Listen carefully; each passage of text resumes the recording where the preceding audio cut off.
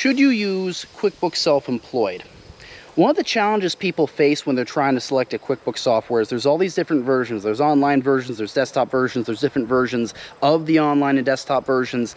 And the one that stands out to a lot of real estate agents because they're self-employed is QuickBooks Self-Employed.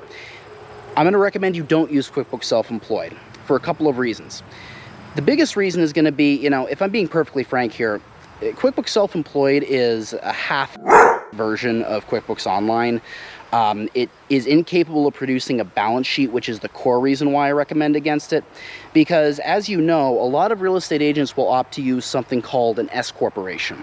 Now, what you may not know is that when you have an S corporation, you actually have a second tax return you have to complete, something called an 1120S, which is an S corporation tax return. Now, if the gross receipts of the S corporation exceed $250,000, that S corporation is required to put a balance sheet on the tax return. And therein lies the problem. If you're a real estate agent or a real estate broker, your gross commissions, what you received, that's going to be the gross receipts for you. So if you get commission above $250,000, now your tax return is required to report a balance sheet.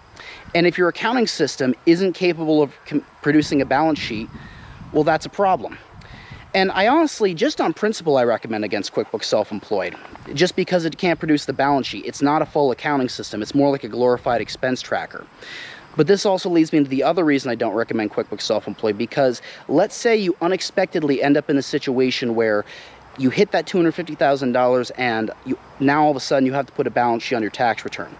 If you have QuickBooks Self-Employed set up, and you've been running that throughout the entire year, QuickBooks Self-Employed does not convert to a different version of QuickBooks. You can't convert it to the normal version of QuickBooks Online where it can produce a balance sheet. What that means is if you were to fill out this self-employed all year, and now all of a sudden you need a balance sheet, you're in a position where you may have to actually redo your books from the start of the year from scratch. Meaning you have to get a new version of QuickBooks and start over from the beginning of the year. It's just going to be a bunch of extra work for you that you're not going to want to deal with.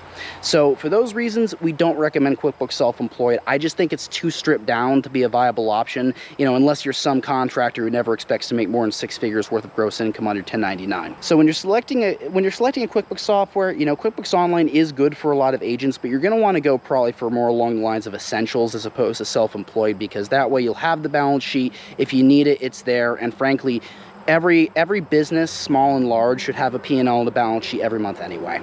I hope you found this video useful. Make sure you're joining our Facebook group for more great content like this, and I'll see you in the next video.